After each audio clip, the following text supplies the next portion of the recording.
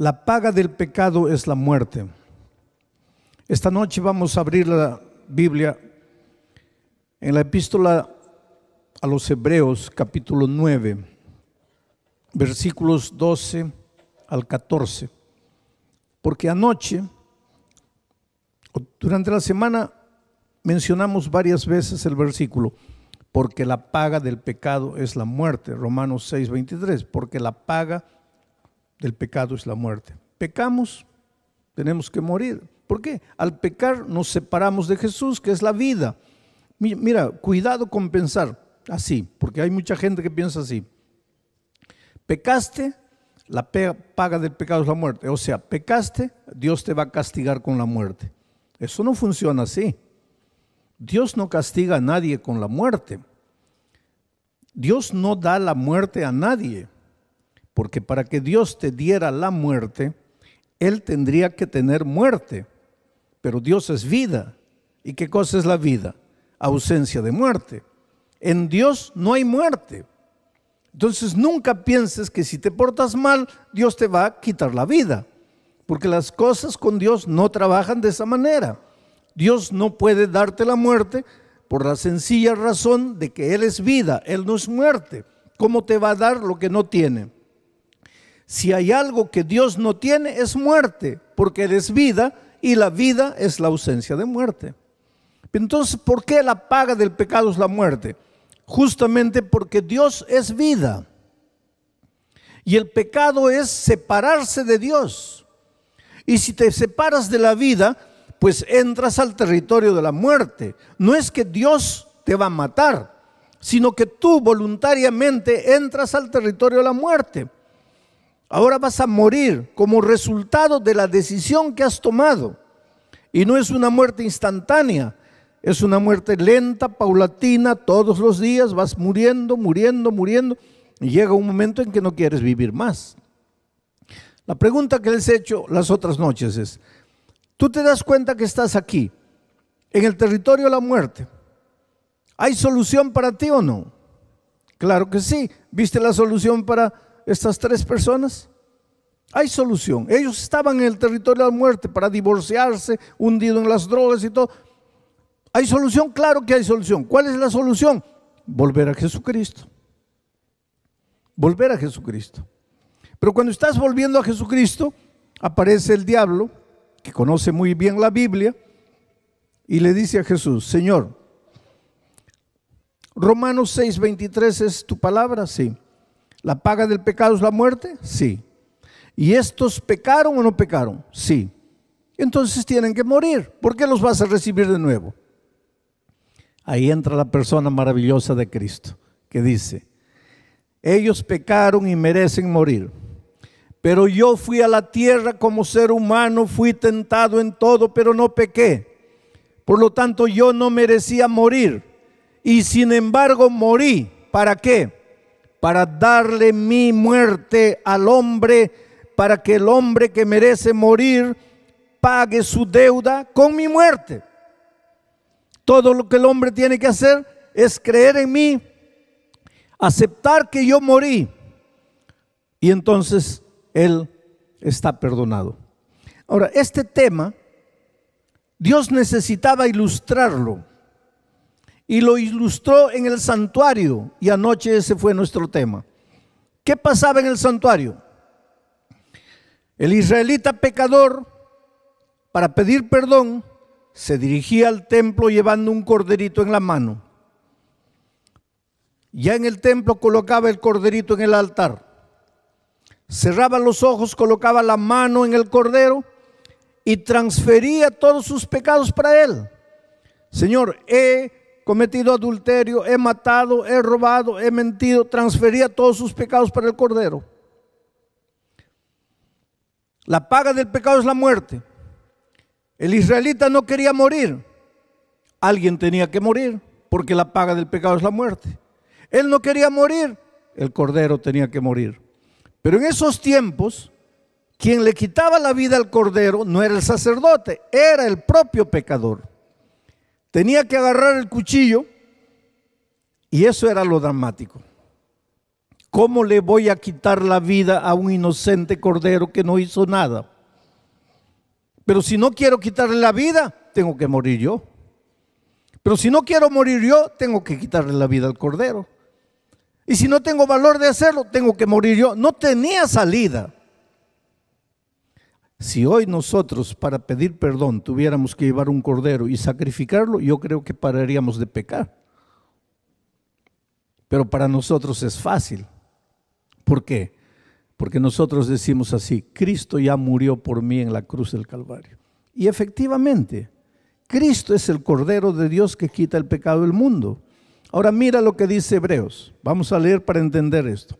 Dice así: y no por sangre de machos cabríos ni de becerros, sino por su propia sangre. Está hablando de Jesucristo. Jesús entró una vez para siempre en el lugar santísimo, habiendo obtenido eterna redención.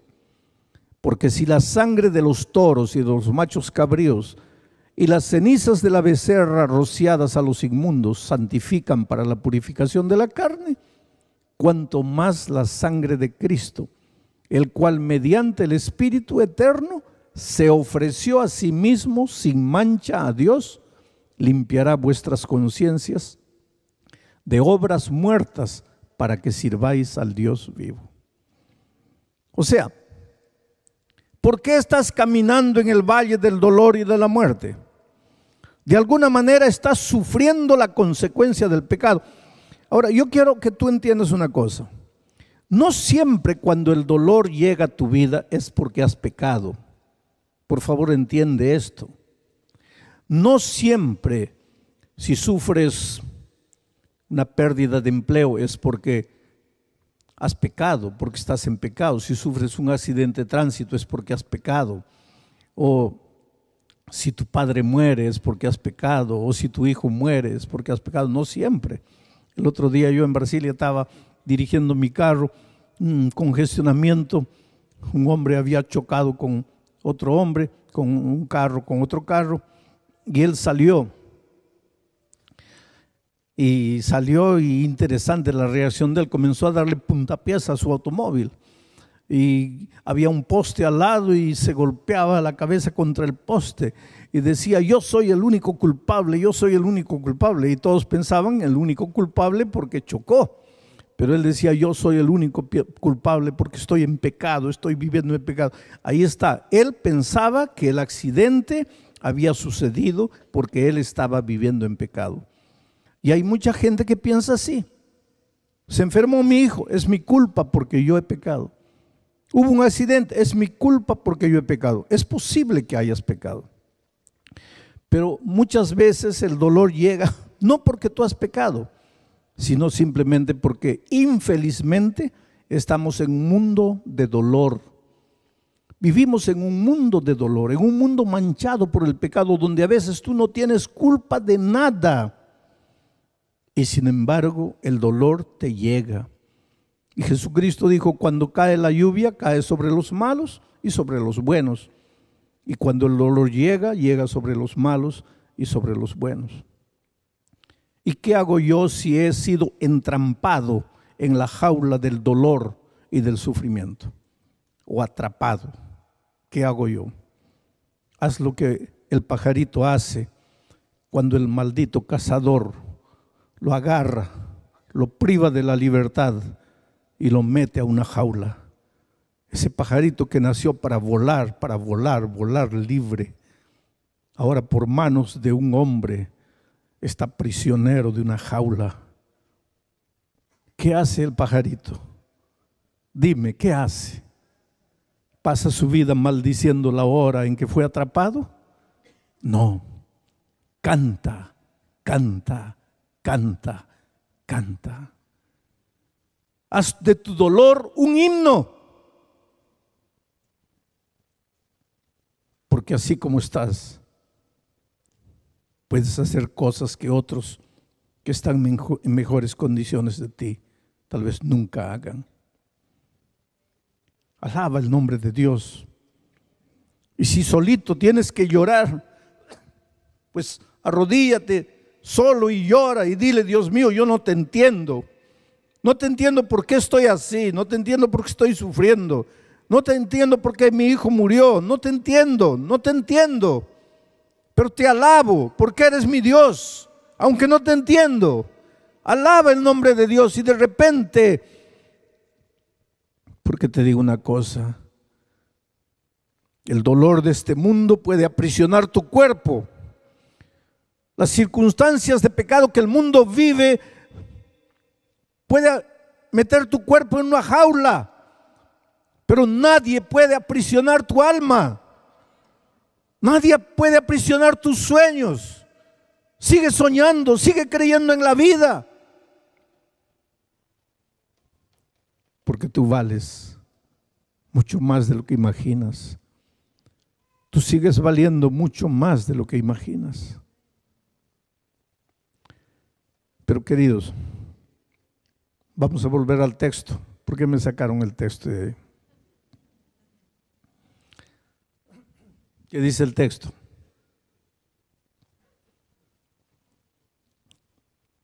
El texto está diciendo, en el tiempo de Israel, la purificación de los pecados era con el sacrificio de un corderito, de un macho cabrío, de un becerro. Había todo un ceremonial. Las carnes eran quemadas, la ceniza era rociada. Ayer vimos que el sacerdote mojaba la sangre, sus dedos en la sangre, y después manchaba los cuernos del altar. En Israel el perdón funcionaba de esa manera. Pero lo que Pablo dice es que en el cielo también hay un templo. Y eso es lo que pocos entienden.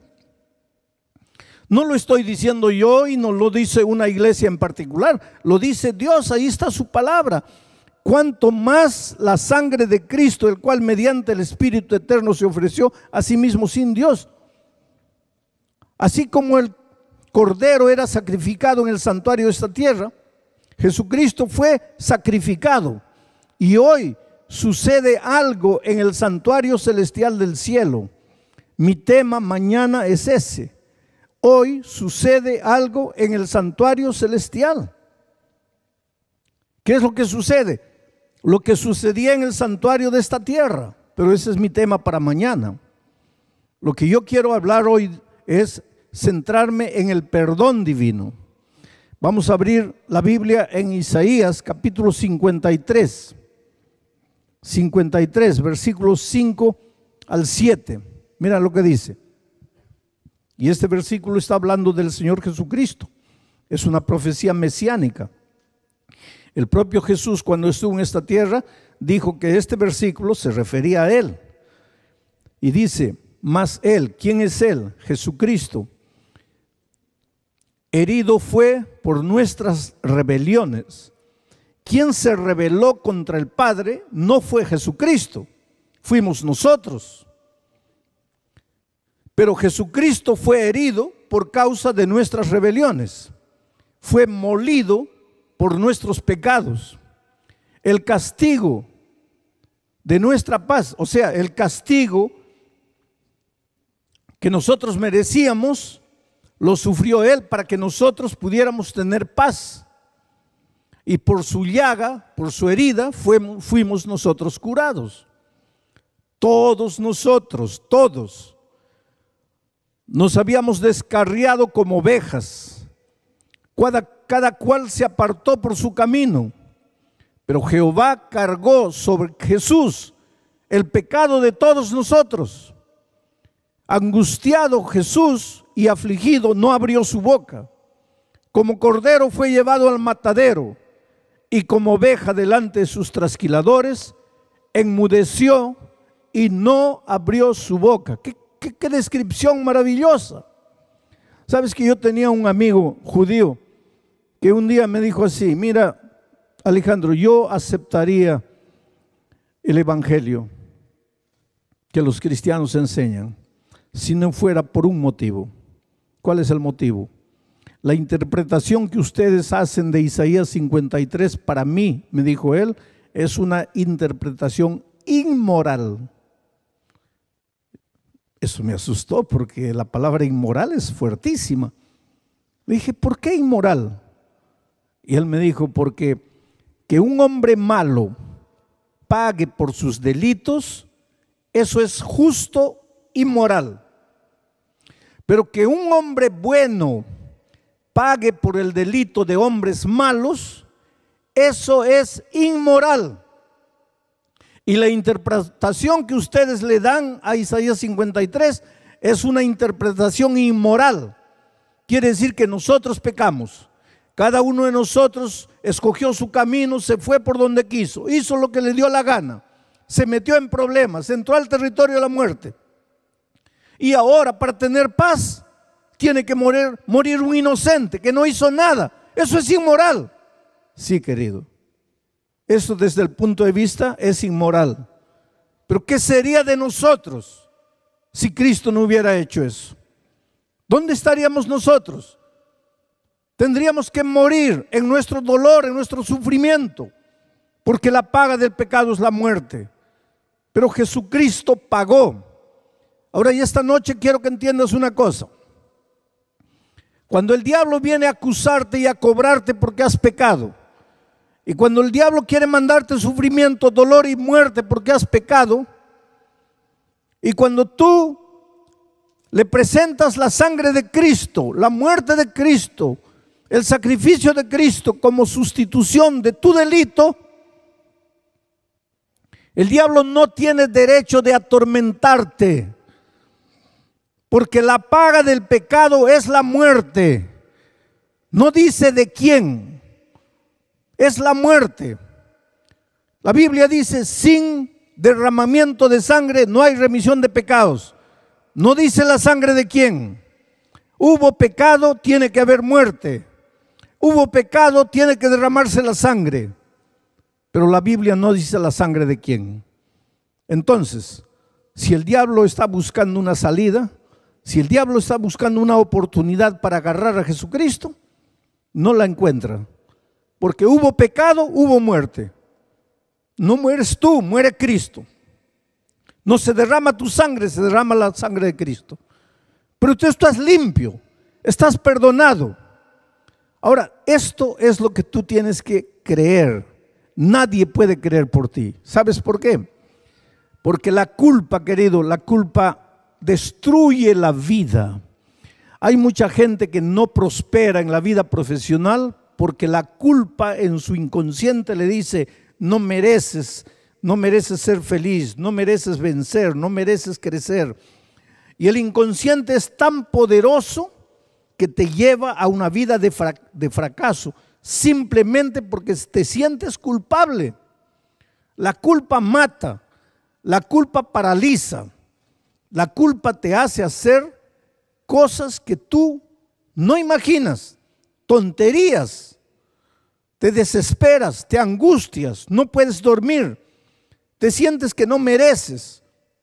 Y hay una cosa: para crecer en la vida, para conquistar cualquier cosa buena en la vida, lo primero que tienes que hacer es creer que puedes. Pero la culpa te hace creer que no puedes. La culpa te hace creer que has nacido para vivir arrastrándote en la tierra, que ganando $8 por hora ya está bien, que teniendo dónde dormir y con qué comer ya está bien. Pero Dios te ha creado para caminar sobre alturas insondables.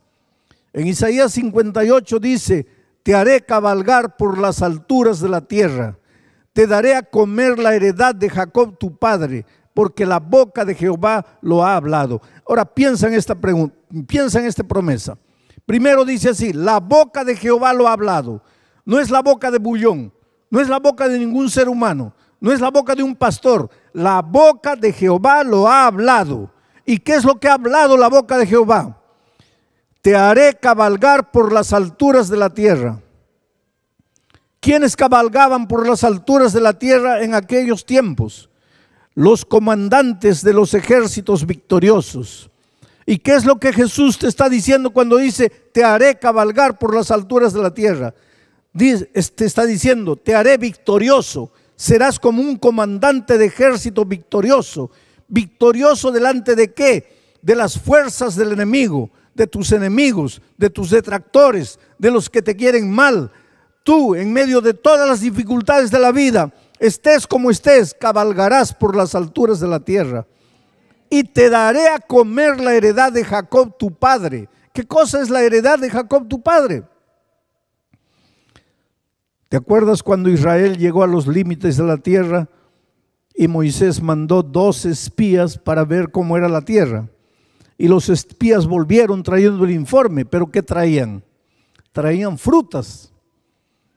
2 hombres fuertes para cargar un racimo de plátanos. Imagínense de qué tamaño eran esos plátanos.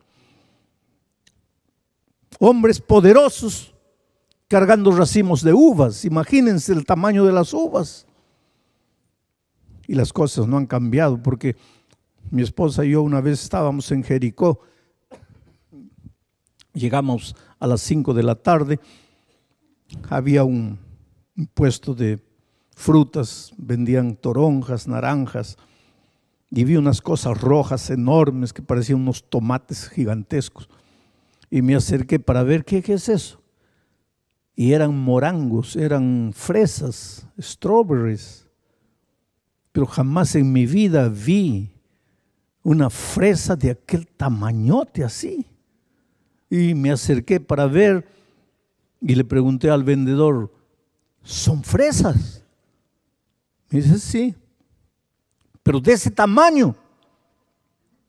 Y el vendedor me dice, ¿dónde usted cree que está? Está en la tierra prometida, está en Jericó. Aquí las frutas continúan siendo grandes. Años después de pecado y todo, la tierra en esos lugares es productiva, fructífera. Y mira que es desierto. Y Dios les ha dado sabiduría para irrigar esa tierra y hacer producir esa tierra.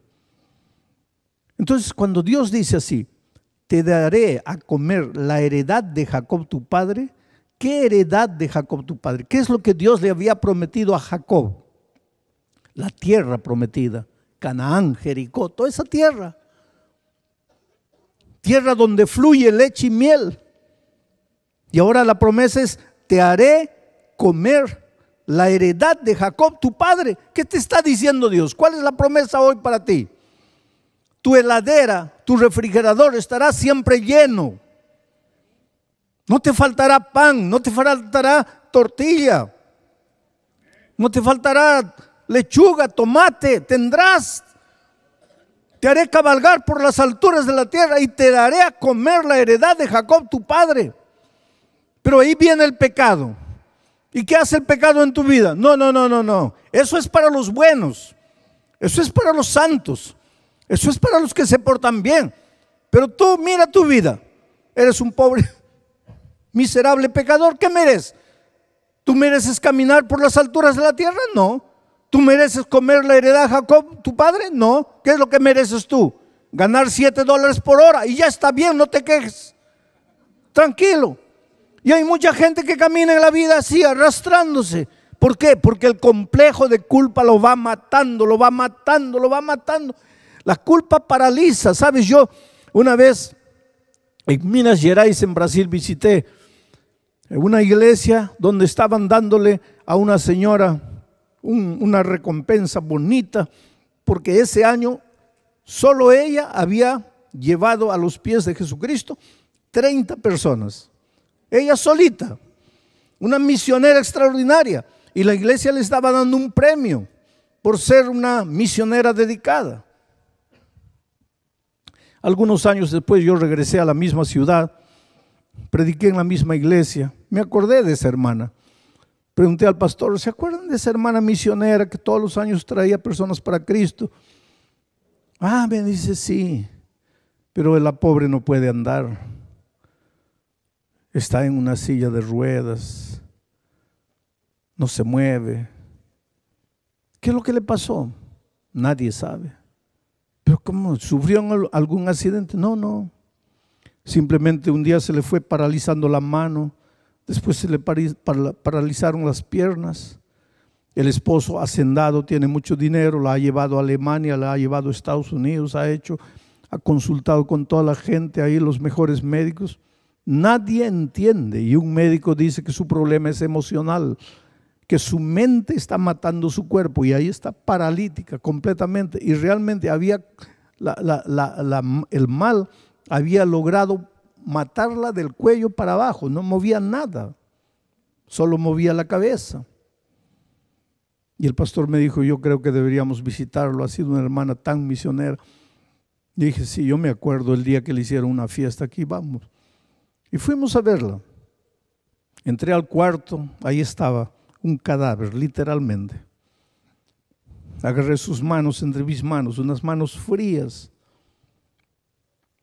Y yo me di cuenta rápido de lo que pasaba, pedí a todos, por favor pueden salir, dejarme solo con ella. Y ella comenzó a llorar y me dice, pastor, pequé. Nadie sabe, pero yo pequé. Mi esposo no sabe, el pastor no sabe, la iglesia no sabe, pero yo pequé y merezco morir. Y la mente es tan fuerte que había logrado matar su cuerpo.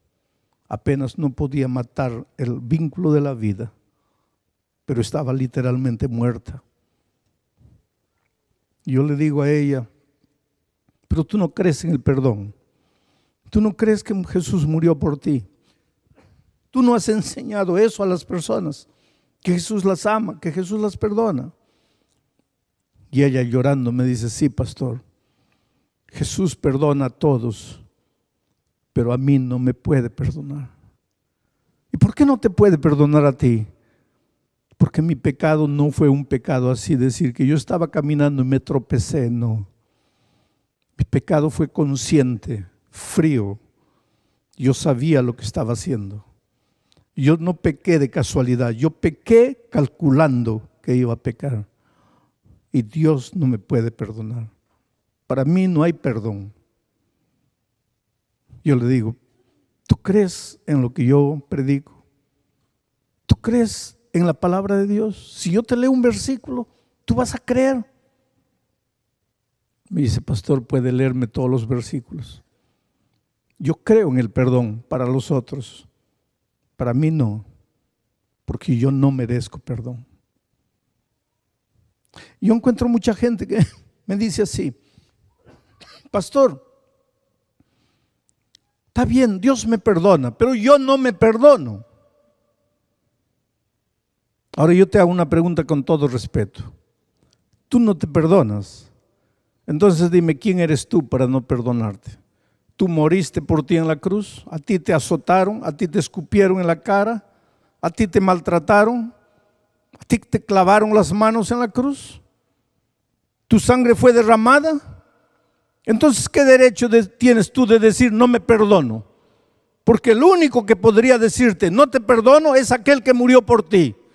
¿Tú moriste por ti? No. Entonces, ¿qué derecho tienes de decir no me perdono?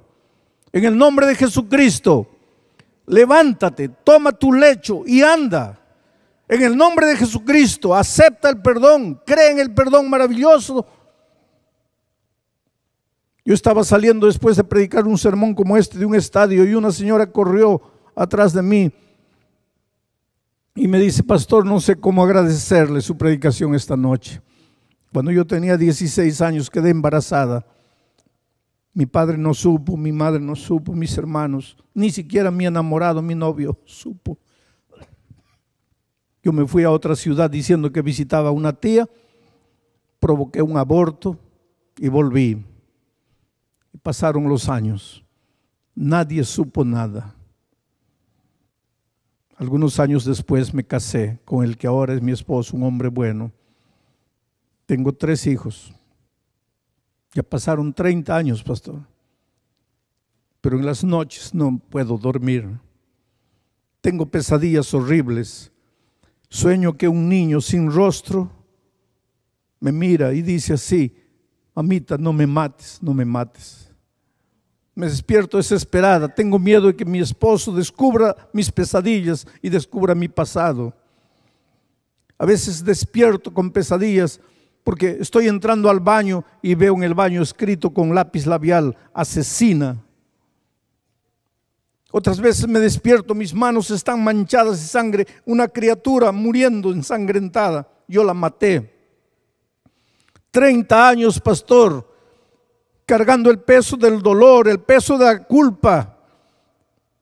¿Cuántas veces mi esposo ya quiso divorciarse de mí porque no soy capaz de hacerlo feliz? porque vivo cargando el dolor interior, en silencio, sin saber a quién contar, sin saber qué hacer. Hasta esta noche, pastor.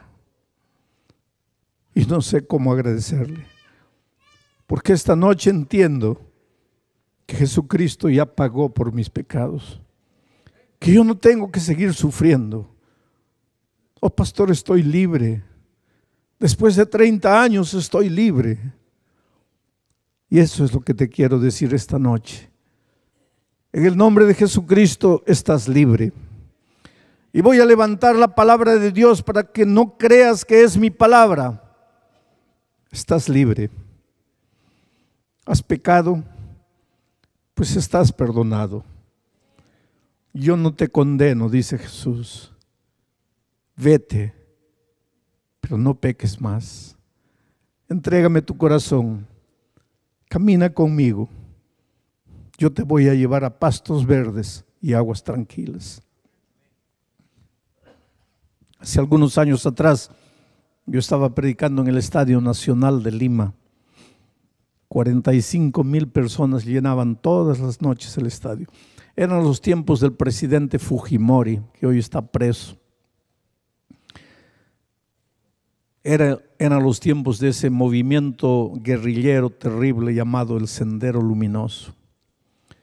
Una noche se acercó de mí un hombre con una boina negra, una bufanda, era mes de junio, mucho frío, lentes oscuros en medio de la noche. Y me dice: pastor, yo soy uno de los guerrilleros del Sendero Luminoso. Pensé que estaba jugando, porque si fuera un guerrillero, ¿verdad? Porque tenía que decirme que era guerrillero. Ellos viven escondidos. Pero él dice: mire, yo no vine aquí para escuchar el evangelio. Yo vine aquí porque nosotros estamos presentes en todas las reuniones públicas. Yo vine aquí a mando de mi grupo, cumpliendo un deber. Nosotros estamos donde hay gente. Le dije: oye, cuidado con querer hacer alguna cosa aquí. Aquí somos cristianos, estamos estudiando la palabra de Dios, no le hacemos mal a nadie. Me dice: no, pastor, no tenga miedo, yo no voy a hacer nada. Yo vine para hablar con usted por lo siguiente. He matado mucha gente, porque este movimiento era tan salvaje y terrible, ¿sabes? Entraban a un pequeño caserío en el interior del país, mataban hombres, mujeres, niños, mataban a todo el mundo. ¿Para qué? Para que cuando llegaran al siguiente pueblo ya nadie les opusiera resistencia de miedo, porque habían escuchado lo que sucedió aquí. Pero ellos mataron miles y miles de personas inocentes, sin culpa. Yo le dije: pero ¿por qué hacen una cosa de esas? Y él dice: porque esta sociedad está podrida. Hay que destruir esta sociedad para construir una nueva sociedad. Pero me dijo: anoche yo estuve aquí y anoche entendí que toda la sangre que tiene que ser derramada para construir un nuevo hombre ya fue derramada en la cruz del Calvario. Pero ¿qué quieres que haga ahora con mis manos manchadas de sangre? ¿Qué quieres que haga con mis noches de pesadilla en que gente inocente arrodillada me pide que no la mate? ¿Qué quieres que haga con mi historia? Yo merezco morir. Para mí no hay perdón. Yo no sé lo que has hecho en tu vida, querido. Yo no sé a dónde te has ido. Yo no sé cuán bajo has caído. Yo te puedo ver esta noche, pero ver tu rostro, ver tu cuerpo. Yo no puedo ver el fondo de tu corazón. Yo no conozco tu historia. Tal vez tú esta noche, como aquel guerrillero, te preguntes: sí, yo no he matado a nadie, pero yo no merezco vivir. Lo que he hecho en la vida de personas inocentes no es justo. Yo merezco morir. Y yo te digo: sí, tú y yo merecemos morir. La paga del pecado es la muerte. No tenemos derecho a la vida, pero Dios te ama tanto que dejó todo, el Señor Jesucristo, ahí en el cielo, y vino a morir la muerte de un delincuente, y clavado en la cruz murió en silencio. Podía reclamar un solo pensamiento, podía aniquilar a todos los que se estaban burlando de él, pero murió la muerte de cruz porque te amó.